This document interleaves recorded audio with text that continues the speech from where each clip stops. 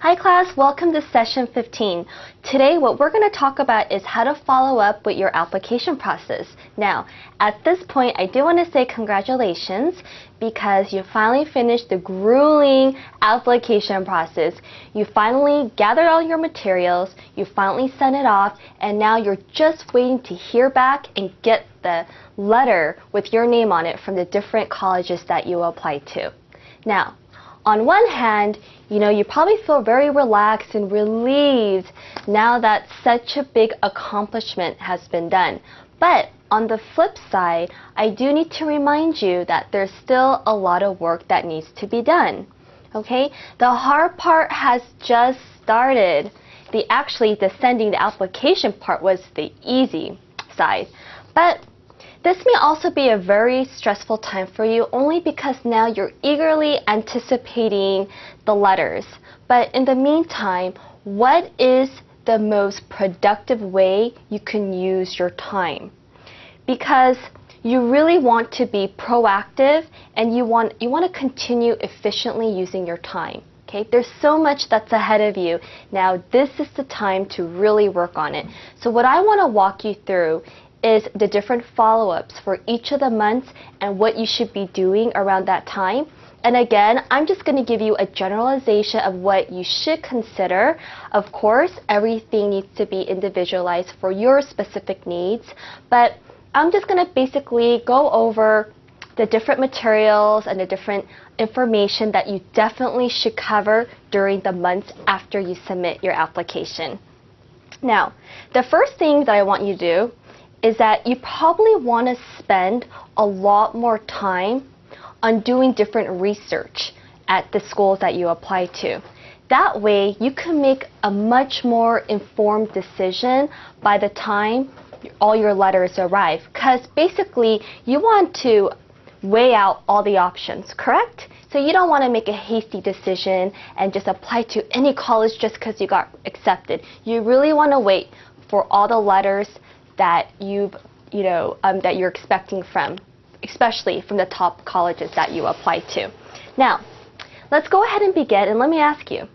You're probably thinking, is this a good time for me to go on vacation? Well, certainly you do deserve a break. So if you want to spend some time and just relax, most definitely. But again, you want to be very productive how you manage your time. Now, the first thing is you should rest, but on your educational journey, what types of things should you consider in the meantime? The first thing is that you want to begin asking yourself some critical questions in terms of what's going to prepare you for college. The first question is, you may want to consider different types of classes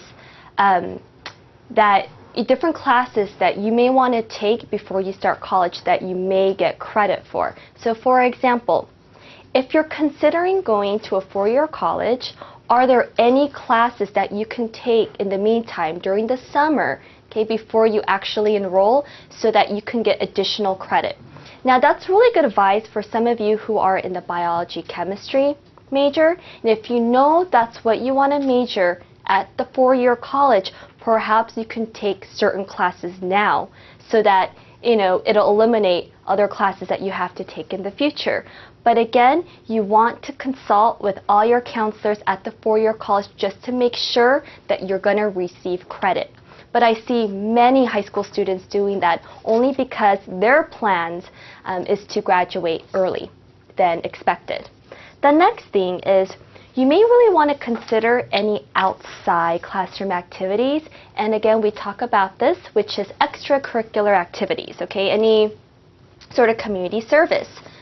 Now, if you don't really have anything to do at this time, I would highly recommend that you find some sort of volunteer work, community service, internship, anything, so that you can begin building your resume. And I will talk about this in the latter parts of our lecture. The next thing is, what other information should you be looking for regarding college? There's so many different things that you have to think about now that you didn't have to before, when you're in high school, because the responsibility just, it increases, now that you're getting into college and you have all this freedom and independence. So let's go ahead and we'll delve into what you should do in the month of January and February. And again, in the previous lecture, we talked about by December,